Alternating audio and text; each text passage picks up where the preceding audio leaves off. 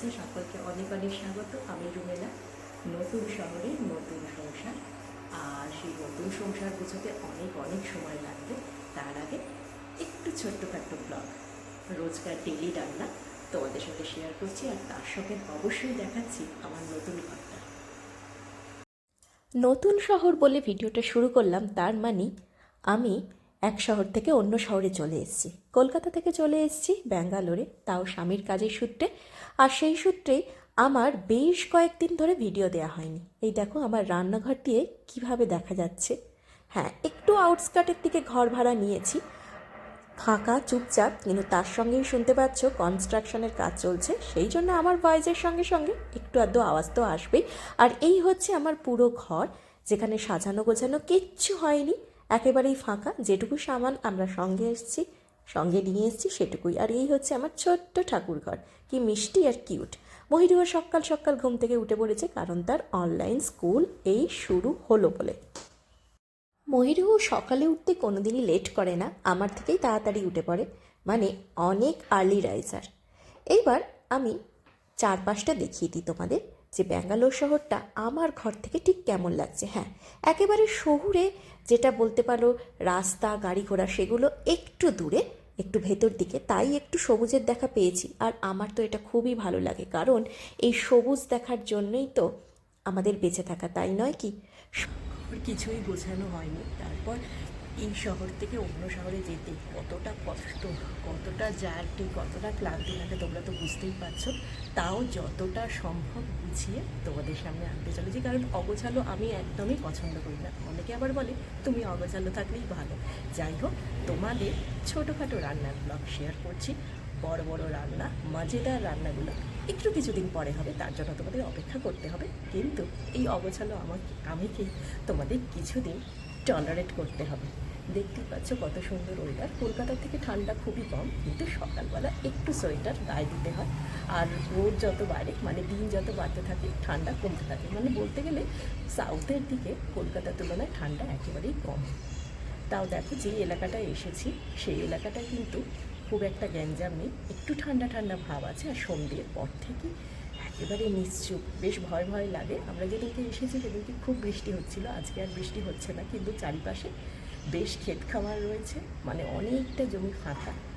আর নতুন নতুন সব ফ্ল্যাট উঠছে। চলো তোমাদের একটু ঘুরিয়ে দেখাই। ঠিক এখান থেকেই আমার ঘরের মেন ডোর, আর আমরা ভাড়া নিয়েছি সেকেন্ড ফ্লোরে একটা নিউ ফ্ল্যাট।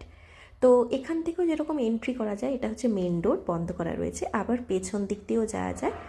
আর এই লম্বা বারান্দাটায় জামা কাপড় বলো শুকুর দেওয়া যায়। আর এইটা যেটা বলছিলাম সবুজের কথা, আশপাশের কথা, হ্যাঁ এইটা হচ্ছে একদম ফাঁকা জমি। আর দেখছো কিছু দূর অন্তর অন্তর সব ফ্ল্যাট উঠছে। আর এইভাবেই ঢুকেই হচ্ছে আমার রান্নাঘর। রান্নাঘরটা একেবারেই গোছানো হয়নি, আর রান্নাঘরের জানলা দিয়েও খুব সুন্দর। আর এখানে দেখছো ছোট ছোট ঘর, এখানে অনেক গোয়াল ঘর রয়েছে, আর কনস্ট্রাকশনের কাজও চলছে তার পাশে। গল্প করবে। আমার ব্যাঙ্গালোরে ভালো লাগছে। বৃষ্টি হয়েছিল, কলকাতা থেকে ব্যাঙ্গালোরে এলাম।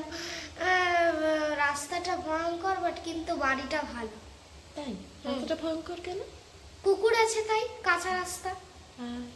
এখানে এসে কিরম লাগছে? ভালো লাগছে। একবার কি করবে মহিরু? পোকেমন পুতুল আসছে মঙ্গলবারে, সেগুলো কিনবো। আর এখন কি করবে সকালবেলা তুমি? ক্লাস করবো, আর এইগুলো গল্পের বই। চলো এবার রান্নার দিকে যাওয়া যাক। মসুর ডাল আর মূলো প্রেশারে সিটি দিয়ে সেদ্ধ করে নিয়েছি, আর এর সঙ্গে অবশ্যই অ্যাড করব নুন আর হলুদ। এবারে ডালটাকে একটু ঘুঁটে নিতে হবে। আর সেই পুরনো ডাল ঘোটার হাতাটাও আমি নিয়ে এসেছি। আর আমার রান্নার ব্যাগটা, মানে রান্নার সামান যেটা এনেছি সেটা ব্যাগটা এত ভারী হয়েছিল, মৈনাক ভীষণ ভীষণ রেগে গেছে। কিন্তু এই যে রান্নার ছোটোখাটো, এই যতদিন না আমাদের জিনিসপত্র আসছে ততদিন তো আমাদের চালাতে হবে। আর রোজ দিন বাইরে থেকে খাবার করা একেবারে ভীষণ ডিফিকাল্ট। আর আমি তো একদমই পছন্দ করি না বাইরের খাবার, সত্যি কথা আমার হজমও হয় না। ডালটাকে ভালো করে সেদ্ধ টেদ্ধ করে নিয়ে একটু জল দিয়ে দিচ্ছি। আর ইন্ডাকশানেই কিন্তু এই কদিন রান্না হচ্ছে। ডালের মধ্যে একটু ফোড়ন হিসেবে দিয়ে দিয়েছি জিরে, আর এই দেখো টুক করে চালিয়ে নিলাম ইন্ডাকশানটা। ইন্ডাকশান আমার একেবারে কি বলবো বিপদের দিনে সহায়ক, তাই ইন্ডাকশানকে কখনো আমি ভুলি না। কারণ যখন গ্যাস শেষ হয়ে যায় বা আমি সিঙ্গেল সিলিন্ডারই ব্যবহার করে থাকি বা এদিক ওদিক, ঠিক এই সময়গুলোতে যখন আমরা একটা শহর থেকে অন্য শহরে ট্রান্সফার করি বা একটা ঘর থেকে অন্য ঘর যাই, রুম চেঞ্জ করি, তখন যে ইন্ডাকশানের কী ভূমিকা তোমাদের জাস্ট বলে বোঝাতে পারবো না। আর আমার মতন যারা ইন্ডাকশান এই বিপদের দিনে কিংবা নর্মালি ব্যবহার করে থাকো, রান্না করে থাকো, তারা কিন্তু অবশ্যই আমাকে কমেন্ট বক্সে লিখে জানাও যে তাদের ইন্ডাকশানে রান্না করতে কেমন লাগে। হ্যাঁ, অনেকে বলতে পারো ইন্ডাকশানে রান্না খেতে খুব একটা ভালো হয় না, সেই আগুনে রান্না করার যে ফ্লেভারটা হয় সেটা ইন্ডাকশানে ইলেকট্রনিক্স জিনিসে ভালো লাগে না। কিন্তু সেসবের কথা বাদ দিয়ে যদি বলো, আমি তো বলবো এটা ভীষণ একটা উপকারী। আর একটুখানি কাঁচা লঙ্কাও এর মধ্যে দিয়ে দিলাম, তেজপাতা দিয়েছি। হ্যাঁ, ফোড়নের মধ্যে কিন্তু জিরে তেজপাতা দিয়েছি আর একটুখানি ধনেপাতা দিচ্ছি, কারণ আমি শীতকালের দিনে রান্নার মধ্যে যদি একটু ধনেপাতা না দেওয়া যায়, আমি কিন্তু ভীষণ ধনেপাতাকে মিস করি, আমার ভীষণ ভালো লাগে ধনেপাতা খেতে। হ্যাঁ, কেউ মূলো দিয়ে ডাল করার সময় ধনেপাতা স্কিপ করতেও পারো, সেটা সম্পূর্ণভাবে তোমাদের উপর ব্যাপার, তোমরা কীরকম পছন্দ করো না করো। যেমন আমার হাজব্যান্ড খুব একটা ধনেপাতা যে পছন্দ করে তা নয়, কিন্তু আমি ভীষণ পছন্দ করি। আর একটু ফ্লেভারের জন্য এটা আমি দিই, যে খুব একটা বেশি দেবো তা নয়। আর দেখো তোমাদের সঙ্গে কথা বলতে বলতে ডালটা প্রায় হয়ে এসছে।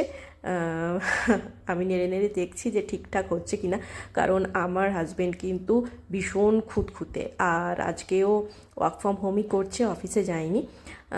তো সেই কারণে তাড়াহুড়ো করে নয়, একেবারে সময় নিয়ে রান্না করতে হবে, আর একটু চেখে দেখা ভীষণ দরকার। আর আমি চাখতে গিয়ে বুঝলাম যে ডালটার মধ্যে নুন কিন্তু বেশ কম হয়েছে। এবার নুন কোথায় রেখেছি, এত চারিদিকে জিনিসপত্র ছড়িয়ে গেছে, আর এর মধ্যে কোনো কৌটো বাটায় আমি ঢালতে পারিনি, কৌটো সঙ্গেই আনিনি। তুমি বলো না, মানে তোমরাই বলো যে রান্নাঘর পুরো কি সাথে করে নিয়ে আসা যায়? তাও টুকটাক চালানোর জন্য দু একটা জিনিসপত্র নিয়ে এসেছি, দু একটা কিনতে হয়েছে। যা হোক, এই করেই কিছুদিন এখন চলবে, কিচ্ছু করার নেই, জাস্ট কিচ্ছু করার নেই। কিন্তু তোমাদের সঙ্গে কথা বলতে না পারলে, তোমাদের ভিডিও দিতে না পারলে, তোমাদের কমেন্টস না পেলে আমার কিন্তু মনে হয় দিনের মধ্যে কি একটা করিনি এরকম ব্যাপার মনে হয়। তো সেই কারণে আমি আজকে অনেক কষ্ট করে ভিডিওটা করলাম, আর চেষ্টা করব এটা রেগুলার, যতদিন না জিনিসপত্র আসে বা গ্যাস ঠিকঠাক হচ্ছে ফিটিংস করা, ততদিনেও আমি এইটাই করে মানে তোমাদের এইভাবেই দেখাবার চেষ্টা করব। আর এইবার কিন্তু নুনটা দেওয়ার পর ডালটা ঠিকঠাক মনে হলো। আর ডালের যে ফেনাগুলো সেগুলো কিন্তু ফেলে দিতে হবে। মূলোগুলো কিন্তু অনেকটাই সেদ্ধ হয়েছে, আবার অনেকটাই একটু একটু গোটা গোটা রয়েছে, মানে নরম সেদ্ধ হয়েছে অবশ্যই, কিন্তু একেবারে মিশে যায়নি বা গলে যায়নি যাকে বলো। আর ভীষণ সুন্দর একটা স্মেল আসছিল, আমার ভীষণ ভীষণ ভালো লাগে মূলো দিয়ে ডাল শীতকালে। এইবার ভেবেছি ডাল তো হয়ে গেল, রাইসও হয়ে গেছে, এবার একটুখানি আলুর চচ্চড়ি মতন করে নেব, কারি পাতা দিয়ে একটু অন্যরকম টাইপের করব। মানে বেসিক্যালি আলু ভাজবো না, আলু ভাজা খেতে খুব একটা ভালো লাগে না, মানে বাইরের আলুগুলো খুব একটা ভালো নয়। কলকাতার আলুর যে স্বাদটা সেটা কিন্তু বাইরের আলুতে নেই, যারা বাইরে থাকেন তারা অবশ্যই জানবেন। তো এইভাবে একটু নেড়ে চেড়ে তেলের মধ্যে কারি পাতা আর কাঁচা লঙ্কা দিয়ে একটুখানি আলুর চচ্চড়ি মতন করে নেবো। আর সকালবেলাটা হ্যাঁ একটু এখন আর রুটি লুচি কিছু করছি না, কারণ ট্রেনের মধ্যে দুদিন থাকার ফলে প্রচুর ভাজাভুজি খাওয়া হয়েছে, সেই জন্য সকালবেলাটা ব্রেকফাস্ট হিসেবে একটু অল্প ভাত, ভেতো বাঙালির করতেই হয়, তাই সেটাই করে নেওয়ার চেষ্টা করছি। ভাত, ডাল, আলুর চচ্চড়ি, আর তার সঙ্গে অবশ্যই ডিম সেদ্ধ। আলুর চচ্চড়িটা বেশিক্ষণ সময় লাগেনি, বেশ 5-6 মিনিটের মধ্যেই কিন্তু হয়ে গেছে। কড়া থেকে আলুর চচ্চড়িটা একটা টিফিন বক্সে ঢালছি। বললাম না জিনিসপত্র একদম সাথে আনিনি, যতটুকু না করলে নয়, যতটুকু না আনলে চলে না, ঠিক ততটুকুই এনেছি। কারণ প্রায় 4-5টা বড় বড় ট্রলি হয়েছিল, আর সেগুলোকে ঘাড়ে করে নিয়ে আসতে কী যে কষ্ট হয়েছে। ওই দেখো মহিরুও খেলে বেড়াচ্ছে, ওর একটা ক্লাসের পরে ব্রেক হয়েছে, 10 মিনিটসের ব্রেক হয় প্রত্যেকটা ক্লাসের পরে, আর তখনও খেলে ধুলে বেলায়। এরপরে আমি কিন্তু ডিমটাকে সেদ্ধ করে নেওয়ার জন্য প্রেশার কুকারে সিটি দিয়ে নিচ্ছি, কারণ এর সঙ্গে ডিম সেদ্ধ খাবো এটাই ঠিক করা হয়েছে। কত সুন্দর লাগছে দেখো আলুর চচ্চড়িটা, ভাত, আলুর চচ্চড়ি, ডিম সেদ্ধ আর মূলো দিয়ে ডাল, জাস্ট আর কিচ্ছু লাগেনি।